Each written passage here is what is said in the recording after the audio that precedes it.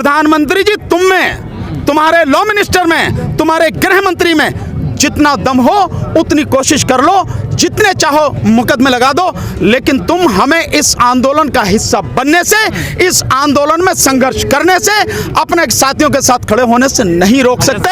हम जीवन के अंतिम सांस तक लड़ेंगे। 2022 में जब मोदी जी की सत्ता जमीन से उखाड़ के फेंक देंगे, तब जरूर किसानों को मिलेगा, पक्का मिलेगा।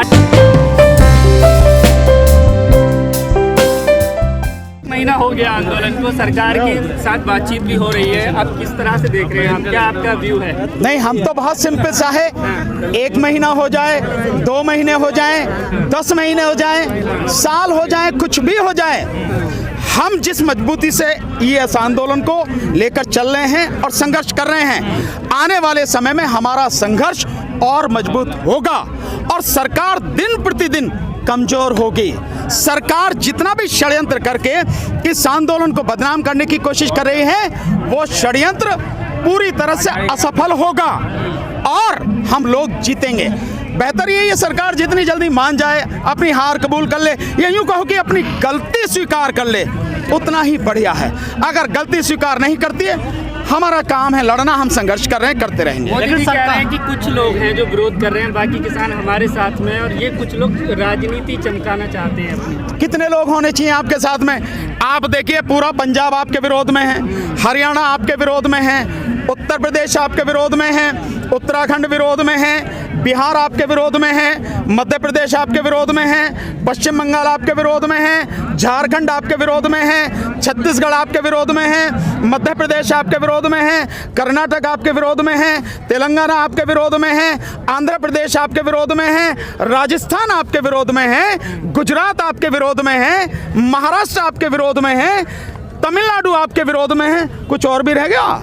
पूरा नॉर्थ ईस्ट आपके विरोध में। तो भैया कौन है आपके संग में, जरा बताना। ये इस पे फोन पे बोलने से, या ये जो आप नौटंकी करते हैं, इस नौटंकी पे बोलने से हमें कोई भी या देश गुमराह होने वाला नहीं है। किसान है सर जिनसे बातचीत करते हैं प्रधानमंत्री कल जो बात, ये तो प्रधानमंत्री जी के अपने पैदा किए गए किसान हैं, जो उनकी टैक्टिस है, जिस तरह से करते हैं कि किसी को भी किसान संगठन का नेता बना देते हैं, किसी को किसान बना देते हैं। और पता वो किसान भी कैसे हैं, आपने देखा था जब मध्य प्रदेश को संबोधित किया प्रधानमंत्री ने, तो जो कटनी से आए हुए जो लोग थे, उन कटनी से आए हुए लोगों से जब पूछा, भैया ये बताओ आप किस लिए आए? भाई हमें तो पैसे के लिए कहा था, पैसे मिलेंगे। पैसे तो मिले नहीं, लेकिन ये सर्टिफिकेट मिल गया है और पैसे की बात की है। अच्छा तो ये बताओ कि जो आंदोलन चल रहा है किसान कर रहे हैं, जो आंदोलन बिल्कुल सही है, हम आंदोलन के साथ में। अबे जिन्हें तुम लेके आ रहे हो किराए पे, वो भी हमारी ही साथ हैं, वो भी हमारी उसको सपोर्ट कर रहे हैं। तो ये है इनकी हकीकत और ये है इनकी सच्चाई। जिस भीड़ को इकट्ठा करते हैं, आप में से मीडिया का ऐसा कोई साथी नहीं होगा जो इस सच्चाई को जानता नहीं हो। बीजेपी हर जगह वो भीड़ वो होती है जो 500 रुपए में लाई जाती है उनके किराए पर, जिनको रोटियां खिलाई जाती हैं और जिनको गाड़ियों में भर के लाया जाता है और 500 रुपए दिए जाते हैं, वो भीड़ होती है। किसान नहीं है उनमें कोई भी, मजदूर नहीं है उनमें कोई भी, वो लोग हैं चले यार चले जा रहे हैं, कम से कम 500 रुपए तो मिलेंगे, इतनी बड़ी बुरी स्थिति है, वो उसके लोग हैं। अगर ऐसा नहीं होता तो जो कटनी से आए किसान थे वो सपोर्ट नहीं करते आंदोलन को, अगर उनके साथी होते। तो आपको समझने की जरूरत है। वकील साहब, सरकार कह रही है कि आप लोग भड़का रहे हैं किसानों को। अरे काम ही हमारा ये है, वकील का काम क्या है? लोगों को सच्चाई बताना। और आप इसे भड़काना कह रहे हो तो आप जो चाहे शब्द इस्तेमाल करो, क्योंकि जो लोग नहीं, मैं तो सरकार की बात करूं, मैं आपकी नहीं कह रहा, बुरा मत मानो आप। सरकार तो ये भी कह रही है कि ये जो लोग हैं खालिस्तानी हैं, ये आतंकवादी हैं। अबे बेशर्मो, जरा ये तो सोचो, ये जो लोग हैं ये वो लोग हैं, दुनिया के किसी कोने में भी कहीं किसी को भी दिक्कत होती है, ये अपना लंगर लेके, गुरुद्वारों से सेवा लेके, कपड़े लेके, ज़रूरत की चीज़ें लेके वहाँ जाके दुनिया की खिदमत करते हैं। तुम कोरोना काल में लोगों को रोटी नहीं दे सके, लेकिन इन्हीं गुरुद्वारों में सेवा करने वाले सेवादारों ने पूरे देश को रोटी खिलाई है। जो लोग सड़क पर थे, जो लोग मजदूर थे, उन सबको इन्हीं गुरुद्वारों ने रोटी खिलाई है। और मैं समझता हूँ भूला तो नहीं होगा कोई, जब दिल्ली की सरकार ने खुद कहा गुरुद्वारों से कि हमें इतने लाख लोगों की रोटी चाहिए, 2 लाख लोगों का खाना गुरुद्वारों में बन के हर दिन जाता था।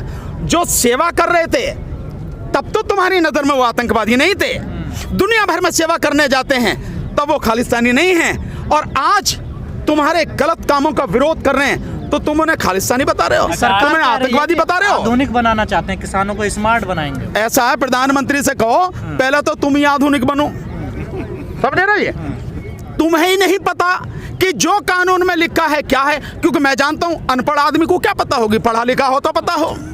अगर पढ़े लिखे प्रधानमंत्री होते तो जो आपसी सहमति वाली बात है जो कल उन्होंने कही कि किसान जब चाहे एग्रीमेंट से बाहर हो सकता है, प्रधानमंत्री जी मैं बता रहा हूं, आपके लॉ मिनिस्टर है ना रविशंकर प्रसाद, जरा उनके सामने कानून की किताब रख के उनको कहना बता यार क्या है इसमें। उसकी धारा 11 में लिखा है प्रभु कि इसमें इस एग्रीमेंट को केवल आपसी सहमति से ही बदला जा सकता है या उसे खत्म किया जा सकता है। किसान नहीं कर सकता अकेले, ना व्यापारी कर सकते। रविशंकर प्रसाद ये भी कह रहे हैं कि किसानों के अलावा अगर कोई दूसरा आंदोलन जाएगा तो उसके ऊपर कानूनी कार्रवाई कर लो ना, हम कड़े सीना ठोक के करके लगाओ धारा, तुम्हें पता। अरे होने से क्या फर्क पड़ता है यार, मैदान जंग में है यार, इनसे कौन घबराता है। 1998 में मेरे पास मुकदमा, मेरे खिलाफ मुकदमा हुआ 21 साथियों के खिलाफ, 5 साल बाद सरकार ने वापस ले लिया। इससे क्या फर्क पड़ता है? क्या इस मुकदमे के डर से हमें वकीलों को डराओगे? तुम्हें शर्म आनी चाहिए। वकील अगर डर गया तो फिर कैसे काम चलेगा? जितना तुम में दम हो, आपके माध्यम से चेतावनी दे रहा हूं, प्रधानमंत्री जी तुम में, तुम्हारे लॉ मिनिस्टर में, तुम्हारे गृह मंत्री में जितना दम हो उतनी कोशिश कर लो, जितने चाहो मुकदमे लगा दो, लेकिन तुम हमें इस आंदोलन का हिस्सा बनने से, इस आंदोलन में संघर्ष करने से, अपने साथियों के साथ खड़े होने से नहीं रोक सकते। हम जीवन के अंतिम सांस तक लड़ेंगे। सरकार कह रही है कि आप लोग कानून नहीं समझ पाए। ना कानून हम कहाँ समझे? कानून तो मोदी जी समझे। जो मोदी जी ये कह रहे थे ना कि भाई इसमें किसान की फसल अगर बर्बाद हो जाएगी तो किसान की फसल बर्बाद होने पर भी व्यापारी किसान को उसकी कीमत देगा। मोदी जी जरा मैं तो आपको याद दिलाए दे रहा हूं, ये गन्ना किसान देश भर के, इनका 15,683 करोड़ 15,683 करोड़ पिछले 2 साल से पड़ा है। इसमें 12,000 करोड़ पिछले सालों का है बकाया, अब का नए साल का।